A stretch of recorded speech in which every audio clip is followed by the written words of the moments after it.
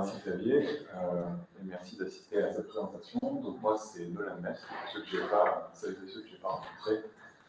Et je travaille avec Romana et Joël Théoret à Grenoble, et on fait de l'informatique graphique. On va faire des algorithmes, où on va tricher avec la lumière pour donner à voir des propriétés physiques d'une scène 3D. Par exemple, en fait j'ai pas de retour de ce que je présente. Merci. Donc par exemple, ce que vous pouvez voir sur l'image de l'Orax, ici on va venir contraster l'éclairage à la surface d'un objet, de sorte à révéler des petits détails de celui-ci. Donc nous on se situe à l'étape du rendu, donc on fait la synthèse d'image, et particulièrement du rendu expressif.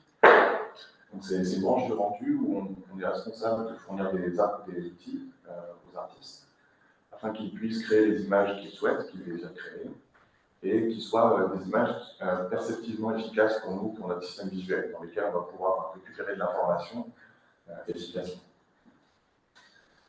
Donc d'abord, je vais vous donner quelques généralités sur l'éclairage et on va se mettre d'accord sur une terminologie. Ensuite, je vous présenterai mon cas d'étude, celui qui a accompagné ces 3 années de thèse, qui sont les panoramas de l'atelier Nova. Et on va avoir un petit focus sur comment lui, il utilise l'éclairage et la lumière dans ses tableaux pour montrer le relief. Et ensuite, les 2 méthodes en informatique graphique que nous avons donc conçues à partir de ces observations-là. La première pour comprendre la forme grâce à l'ombrage, et la deuxième pour contrôler les ombres portées dans une image. Et voilà, ok, ça y est,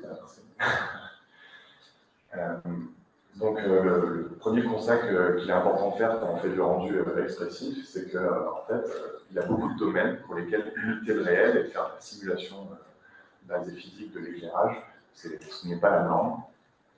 Et donc on cherche, nous, d'autres manières de représenter une scène. Donc, par exemple, on pourrait penser à l'illustration médicale ou encore la topographie. Quand on veut faire un plan urbain ou des rendus en architecture aussi. Et en archéo, bien sûr, donc ça, je vous apprendrai là-dessus. Et aussi en divertissement, donc dans le domaine du divertissement comme l'animation ou les jeux vidéo. Donc en fait, tous ces domaines, ils ont en commun l'utilisation des arts visuels afin de véhiculer un message efficace. Les artistes vont chercher donc des méthodes pour mettre en valeur leur sujet dans la scène. Donc ici, par exemple, on va avoir l'utilisation d'un contraste entre les tons chauds et froids pour donner à voir le visage du personnage dans le tableau. Et ensuite, on a des chercheurs en sciences de la vision, donc en perception visuelle, qui, eux, vont nous expliquer pourquoi ça fonctionne d'un point de vue perceptif.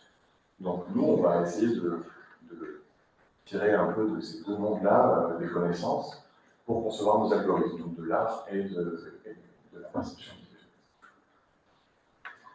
Une des façons les plus utilisées pour mettre en valeur un sujet dans une scène, c'est d'utiliser ce qu'on appelle un contraste d'éclairage. Donc vous avez eu un exemple juste avant avec les tons chauds-froids. Et cette fois ici, c'est un mode de peinture, le mode du clair-obscur, donc chiaroscuro, qui est utilisé. Quand je parle d'éclairage, je veux parler en fait d'ombrage et d'ombre portée. Donc je ne vais pas considérer des effets plus compliqués comme des interréflexions. L'ombrage, c'est en quelque sorte le dégradé de couleur à la surface d'un objet, qui va dépendre de l'orientation de cette surface par rapport à la source de lumière, dans le cas de la sphère diffuse qui est ici. Et une ombre portée, elle arrive à cause d'un problème de visibilité. Donc là, typiquement, le plan est caché par rapport à la lumière. Et donc, on est non reporté. C'est ça qu'on va parler aujourd'hui. Pour ce qui est de l'ombrage, il est très souvent utilisé comme un outil de composition. Il va permettre de guider l'œil dans la scène de par la position des dégradés entre les lumières et sombres. Et plus important encore pour ce qui nous intéresse ici, il est très riche en informations pour notre système visuel. En fait, il va nous permettre de retrouver la forme 3D d'un objet dans une scène. Ce sont les indices visuels principaux que l'on utilise pour comprendre la forme 3D. Et comme je vous l'ai dit, cet ombrage il doit être fortement contrasté pour pouvoir être utile à notre système visuel. Donc là, vous avez un autre exemple de clair-obscur où on a exagéré les transitions entre clair et sombre pour donner à voir justement les détails de surface. Ici, par exemple, les rides du personnage qui se détachent. Pour ce qui est des ombres, elles ont pendant des siècles été omises dans l'art occidental. Alors il y a plusieurs hypothèses sur cette omission. Ce qui est retenu actuellement, c'est probablement plutôt que c'était pensé comme étant distrayant pour l'observateur, et que si on les représentait mal, elles pouvaient être perçues comme des objets à part entière. Bon, c'est un peu débattu, mais en tout cas, ce qui est sûr, c'est qu'elles sont la source de masquage pour notre système visuel. Donc elles peuvent venir brouiller en quelque sorte les signaux et les indices visuels que nous, on utilise pour comprendre la forme. Pourtant, elles n'ont pas que des avantages, elles peuvent servir par exemple d'outils narratifs, elles vont nous informer sur la forme des objets qui sont en dehors de la scène, et là encore, on va pouvoir en tirer des informations de profondeur et d'agencement spatial entre les objets. Donc maintenant qu'on a vu ces quelques généralités-là, on va voir comment Pierre Nova, donc, qui est un peintre panoramiste décédé aujourd'hui, mais qui peignait des tableaux dans les Alpes, se sert de l'éclairage lui dans ces tableaux pour montrer le relief. Donc ça, c'est une petite partie d'une étude plus grande que j'ai publiée à Cartographie perspective, donc on analyse vraiment le style, y compris géométrique et cartographique, si ça vous intéresse. Et donc voilà, donc ça c'est un panorama de Pierre Nova, de l'atelier Nova. C'est peint à la main, ça fait 2 mètres par 1 mètre 20. Et donc ça représente un relief montagneux complexe, et dans lequel il y a beaucoup d'astuces et de triches qui sont mises en œuvre pour montrer le terrain efficacement. Donc peindre un tel tableau, c'est quelque chose qui est difficile, laborieux et qui prend du temps. Ça peut prendre jusqu'à plusieurs mois pour certains tableaux. Et ça demande beaucoup de compétences techniques et artistiques. En général, on parle d'une carte 2D, donc avec une courbe de niveau de type IGN Top 25. On va faire beaucoup de repérage aérien, des photos, qu'on va devoir ensuite assembler en une sorte de pêle-mêle. Donc là, l'artiste va devoir redessiner toutes les coutures entre ces différents points de vue, il va falloir tout réassembler, c'est assez fastidieux. Et ensuite, il y a une étape de mise en couleur à la peinture. Pour toutes ces raisons, et le fait que, en fait, on n'est pas très réactif quand on peint un tableau en plusieurs mois, pour les commanditaires, c'est pas une position très confortable. Donc on a de plus en plus recours à la synthèse d'image. Et dans le monde, il y a une poignée maintenant de panoramistes capables de telle. Donc spécifiquement pour l'atelier Nova, qui était l'atelier français qui pendant 40 ans a représenté toutes les Alpes et les Pyrénées. Donc les enfants de Pierre Nova, qui, comme je vous l'ai dit, au décédé, ont perpétué pendant un temps son savoir-faire, mais aujourd'hui ils sont eux-mêmes donc retraités pour Frédéric ou pas loin pour Arthur. Et donc il s'est posé la question de ce savoir-faire, qu'est-ce qu'il va devenir? Est-ce qu'après eux, il n'y a pas d'héritier de l'atelier Nova? Donc en fait, Arthur a contacté l'université pour essayer en gros de faire un partenariat et une collaboration avec des chercheurs pour disséquer son cerveau in vitro et en tirer des connaissances qu'on espère pouvoir transférer à la synthèse d'image. Donc moi, pendant ma thèse, je les ai beaucoup interviewés, on a fait des ateliers de peinture ensemble, et surtout, on s'est servi de Arthur pour valider nos hypothèses et nos algorithmes. Donc pour revenir au panorama, on dit souvent dans les médias qu'ils ont l'air réalistes, voire hyper réalistes. Dans la géométrie déformée, l'éclairage est incohérent sur l'image et on contrôle les effets lumineux pour servir un but. Pourtant, ça reste plausible à l'œil, les locaux reconnaissent leur région en général. Et on va voir que ça permet de faire un relief très visible. Donc, par exemple, on va avoir des variations locales de la lumière qui sont en fonction de l'orientation de la surface. Donc là, sur le haut du panorama, vous voyez que la lumière vient d'en haut à droite, alors que sur le bas du panorama, elle est opposée quasiment à 90 degrés. Ça va permettre d'aligner l'ombrage avec la forme que l'on souhaite représenter. Et ça, c'est une condition qui est nécessaire pour que notre système visuel récupère correctement la forme ici du relief et des crêtes. Ça permet également d'avoir des ombres qui vont venir, des ombres portées cette fois, qui vont venir souligner le relief qui les projette. Et enfin, on va pouvoir prévenir le masquage en gardant des ombres portées courtes qui vont éviter de cacher des zones importantes ou des éléments cartographiques, comme la route ici ou les villes. Pour ce qui est de l'ombrage, on va en contrôler l'intensité, on va garder un ombrage clair et léger. Là aussi, de sorte à prévenir le masquage, il faut que rien ne soit trop trop sombre, autant le cacher. Le problème, c'est que ça va diminuer le contraste dans l'image, et il va falloir trouver un moyen de le réintroduire ce contraste.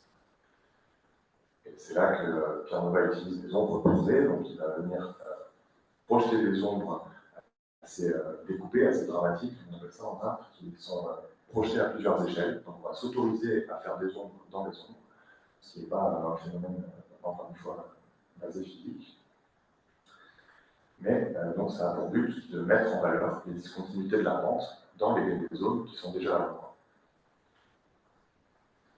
Donc pour récapituler, on va avoir un ombrage aligné avec la forme pour la bonne représentation de celle-ci, une intensité contrôlée pour éviter le masquage, des ombres portées courtes, là aussi pour éviter le masquage, alignées avec la forme pour qu'on puisse bien reconnaître les crêtes qui les projettent, et à plusieurs échelles pour introduire des contrastes. Donc maintenant, je vais passer aux méthodes que nous, on a apportées en informatique graphique, et la première qu'on a appelée Local Light Alignments. Et je vous renvoie à l'article pour tous les détails techniques, je ne vais pas vraiment rentrer dans les détails ici. Voilà. Donc on n'est pas du tout les premiers à essayer de faire des méthodes comme ça, bien sûr, vous en utilisez tous les jours, par exemple pour Radiant Scaling dans HLab. Donc vous aviez donc il y a plusieurs catégories de méthodes qui font ça, et nous on est dans la catégorie des méthodes qui déplacent directement la lumière dans la scène. Pourquoi on peut faire ça? Et en fait, c'est parce que notre système visuel, il est peu sensible aux incohérences de l'éclairage. Donc là, par exemple, si vous regardez l'image en haut à droite, vous avez une image qui est retouchée avec deux directions de soleil. Pourtant, ça ne choque pas à première vue le regard. On pourrait se dire que c'est parce que c'est une scène naturelle un peu compliquée. Pourtant, même dans des stimuli très simples, comme ces cubes, c'est assez difficile de voir au premier coup d'œil que le cube qui est en bas à droite est éclairé d'une direction différente des autres. Nous, c'est cette propriété de notre système visuel qu'on va utiliser pour s'autoriser à déplacer la lumière en chaque point de la surface. Donc, le but qu'on va rechercher, donc, par exemple, ici, vous avez une crête éclairée dessus qui n'est pas lisible du coup parce qu'elle est entourée pareil des deux côtés. Et nous, ce qu'on va chercher à faire, c'est maximiser le contraste entre les deux côtés de la forme. Voilà, donc actuellement, c'est souvent fait, par exemple, en mettant une lumière rasante. Il est quand même important de noter que pour que ça fonctionne, il faut que la lumière soit bien alignée du bon côté de la crête. Par exemple, si elle est dans la même direction que la crête ici, ça ne marcherait pas. Et il faut que le détail soit assez important, qu'il soit placé au sol pour que ça fonctionne. Donc nous, ce qu'on va plutôt faire, du coup, c'est en chaque point de la surface, on va aligner la lumière pour une surface diffuse avec soit la normale d'un côté, histoire d'avoir un côté très clair, soit avec une tangente de l'autre pour avoir un côté sombre. Et on va faire ça pour tous les points. Ensuite, on va appliquer cette algorithme, cette rotation de la lumière, on va l'appliquer à plusieurs échelles, de sorte à mettre en valeur les détails qui nous intéressent. Donc on va pouvoir choisir quelle échelle on veut mettre en valeur. Par exemple, ici, on a des échelles grossières, des échelles fines, ou une combinaison sur la droite de toutes ces échelles à la fois. Donc, je passe les détails techniques, mais on a besoin pour ça de faire un espace d'échelle, de lisser la géométrie et d'appliquer notre algorithme en plusieurs phases. On a ensuite généralisé ce travail pour qu'il puisse fonctionner sur toutes les composantes des matériaux que l'on souhaite représenter. Donc, je vous ai dit comment ça marchait sur le diffus, on va aligner avec la normale ou avec la tangente. Pour le spéculaire, on va aligner avec le vecteur vue réfléchi. Et pour les matériaux transparents, par exemple, avec le vecteur vue réfracté, cette fois transmis. Donc là, vous avez un exemple avec les échelles grossières pour améliorer la composante diffuse, les reflets qu'on va améliorer aux échelles fines, et ensuite une combinaison des deux. Donc en haut, le rendu original, et en bas, la version modifiée avec la méthode. Ça marche en temps réel et avec tout type de matériaux. Donc là, vous avez un exemple. On va utiliser les reflets pour mettre en valeur la silhouette principale de la statue aux échelles grossières et les réfractions pour les petits détails. Voilà, donc, pour résumer, on a essayé de combiner les avantages des travaux précédents, qui étaient d'utiliser des modèles et des matériaux arbitraires. On ne voulait pas se cantonner au panorama, même si nous, on va appliquer ça en relief ensuite. On voulait pouvoir contrôler explicitement les composantes du matériau, un peu comme ce que fait Radiant Scaling dans HLab, justement. On va pouvoir contrôler les reflets séparément du diffus. Et on voulait garder un contrôle donc, pardon, ça c'est pour les composantes des matériaux, on voulait garder un contrôle à multi-échelle afin de pouvoir vraiment choisir quelle taille de détail on veut donner à l'ombre. Ici, par exemple, on a je ne sais pas si ça se voit bien sur le vidéoprojecteur, mais on a donc les petits détails de la statue qui sont mis en valeur avec les reflets. Voilà, mais comme je vous l'ai dit, nous, on se concentre plutôt sur le relief, donc on va appliquer ça au panorama, dans ce que je vais vous montrer juste après. Donc on passe maintenant aux ombres portées, qui sont le problème qui nous va occuper pendant la grosse majeure partie de ma dernière année de thèse et qui n'est pas publiée. Donc voilà, je peux vous donner les détails si vous voulez. L'édition des ombres, c'est un problème compliqué et qui en général nécessite beaucoup d'interventions manuelles des artistes. Donc il n'y a pas vraiment de méthode adaptée au panorama pour lesquelles les ombres portées sont super compliquées. On a un relief difficile qui va projeter des ombres complexes et pour lesquelles la sélection serait problématique. Et on n'a pas d'ombre multi-échelle pour reproduire le style de Nova qui nous intéresse. Donc, ça, on l'a bien identifié dans la deuxième partie. Et donc, nous, ce qu'on voudrait plutôt avoir, c'est une solution semi-automatique et qui tient compte de ce qu'on a dit sur le système visuel humain dans nos images. Donc, le premier problème qu'on va essayer de résoudre, c'est le problème de masquage. On va venir, en général, quand on veut représenter un terrain, on veut un ombrage contrasté, donc on va avoir une lumière basse qui va projeter des ombres longues. Ces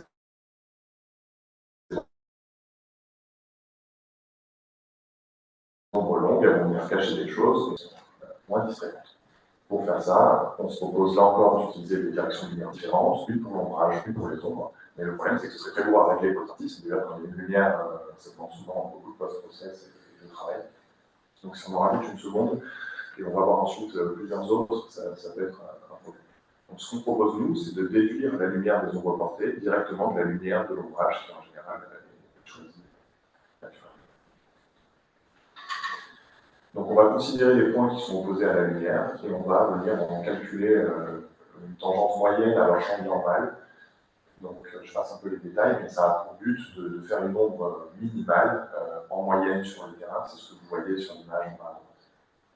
Donc, on a un peu raccourci nos ombres là, de manière assez simple, mais il manque un petit contrôle utilisateur. Si le réglage automatique ne convient pas, en général, les artistes sont bien touchés. Donc, on va fermer ça quand même. On a aussi un autre problème qui est un problème de dépiction, on a une lumière directionnelle qui va venir projeter des ombres. Donc, par exemple, si vous regardez le schéma en haut à droite, ça fonctionne bien pour la crête qui est horizontale, ça ne fonctionne pas du tout pour la crête qui est verticale. Nous, ce qu'on voudrait avoir à la place, c'est des ombres qui soient corrélées avec le relief qui les projette, de sorte à venir donc les souligner et rappeler la forme de ce qui a projeté l'ombre. Donc là, c'est ce qu'on fait ici. On va venir segmenter notre géométrie de sorte à déterminer des orientations principales du relief qui vont venir chacune projeter leurs propres ombres avec une direction de lumière dédiée.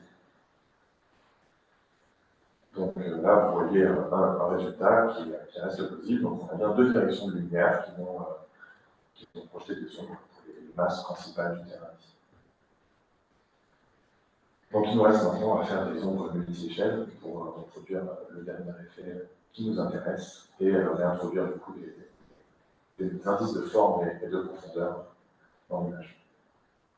Donc ici, c'est une carte d'ombre sans aucun ajustement avec une lumière basse. Donc on voit à peine la silhouette, donc c'est la même scène que tout à l'heure. Et ça, c'est la carte d'ombre de l'image que je venais de vous montrer avec deux directions de lumière calculées à une échelle. On voit déjà quand même apparaître quelques traits.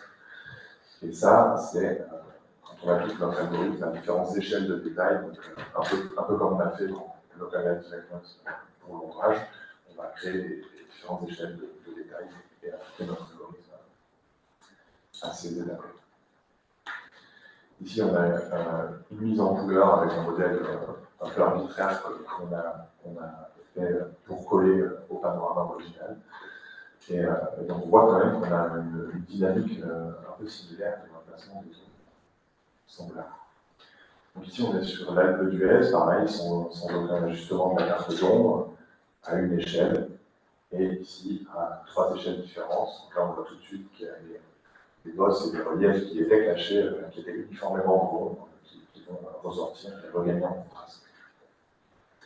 Ça, c'est quand on le met en couleur et qu'on rajoute l'ombrage. Et donc, on voit là aussi que sur la pente principale, les ombres se placent à peu près aux mêmes endroits et on les mêmes traits. Bon, ça reste compliqué de mesurer la dynamique. On a vu un petit exemple hier, comment on passe d'une image de couleur au niveau du ligne pour mesurer ce genre de choses, c'est pas évident. Donc, voilà. Là, c'est un dernier exemple, j'ai fini. Donc, le panorama de l'espace Kili, qui est un des panoramas emblématiques de l'atelier, pour lequel on a fait un rendu de la même scène avec notre modèle de couleur, ici sans notre amélioration d'éclairage, et ici avec, sans et avec. Ensuite, je me suis amusé à faire un petit collage, donc je l'ai inséré dans le panorama original, et voilà, je suis assez content de voir quand même que les ombres se portent bien. Voilà. Maintenant, tout ce travail, on essaye de le valoriser et de le porter dans un projet d'entreprise qu'on a appelé Micmac. Donc, on s'est focusé sur. Je ne connaissais pas Micmac avant. Voilà, c'est moi qui fais du temps, mais c'était marrant. Il nous reste beaucoup de choses à faire. Maintenant, on aimerait se concentrer sur la stylisation des images, l'intégration des éléments cartographiques à la 3D et aussi à la déformation de la géométrie. Donc, on a beaucoup de choses à faire en plus de l'éclairage. Mais ça en fait beaucoup, donc voilà, j'espère que ça va continuer encore. Merci de votre attention. Ça, c'est nos derniers résultats sur la station de Setlo, si vous voulez, vers le Grenoble. Peut-être que vous le verrez dans la montagne.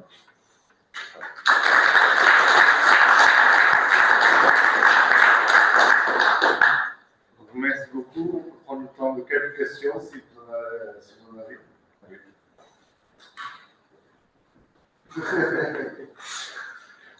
Non, c'est hyper intéressant, tout ça fait des années. J'essaye d'avoir des outils pour des ombres portées. Okay.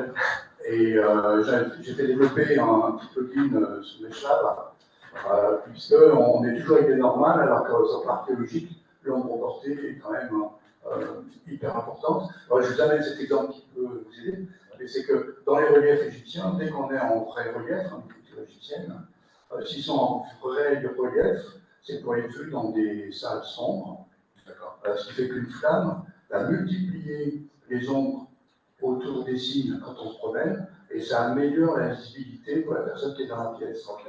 Puisque du coup, le cerveau va attraper ce qui ne bouge pas. Et ce que je souhaitais faire avec ce plugin, c'était justement un élément qui me permette de jouer sur les ombres portées, les faire modifier en temps réel, avoir des curseurs pour changer la profondeur, enfin, la distance. Et là également, on pouvait mettre des couleurs, envoyer des couleurs dans l'ombre pour le faire sortir. Et du coup, ça aide considérablement pour la lecture des signes anciens. Mais ce plugin que j'ai fait développer plus la communauté scientifique, aucun collègue s'en sert, hein, puisque si vous mettez un Meshlab, vous voyez, il se suicide dans la semaine, quoi. Et donc, il n'y avait pas de. Parce qu'il n'y a jamais d'outil facile pour le faire. Et donc, ce qui m'intéresse de savoir, c'est ce que vous développez. Est-ce que ça va être des choses accessibles avec des interfaces, on va dire, simplifiées pour des archéologues, ou alors il faut avoir un bac plus simple en informatique pour. Bon. Ouais, la question de l'interface en rendu expressif, c'est vraiment une question centrale. Nous, on n'est pas artistes, donc je pense qu'on n'est vraiment pas les meilleures personnes pour concevoir les interfaces qui vont aller avec nos algorithmes. Bien sûr, on aimerait que ce soit le plus simple possible, mais je pense que là, il faudrait quand même directement collaborer avec des usagers pour faire quelque chose qui leur convient, en fait. Après, spécifiquement sur notre algorithme de nombre, c'est quelques sliders à pousser, donc c'est pas si lourd que ça. Par contre, ce qui est le plus difficile, je pense, c'est faire le lien mentalement entre le slider et son rôle dans l'image, son impact, vraiment en termes de pixels à l'écran. Voilà. Après, pour l'instant, nous, la méthode des ondes, elle est spécifique au relief quand même. On n'a pas encore généralisé ce travail à tout type d'objet. Vous avez des cartes de hauteur, par exemple, pour ces hiéroglyphes, ça m'intéresserait d'abord d'essayer de voir comment ça marche. Si c'est sous forme de carte de hauteur, je pense que ça fonctionnera bien. Ok, bien sûr. Oui.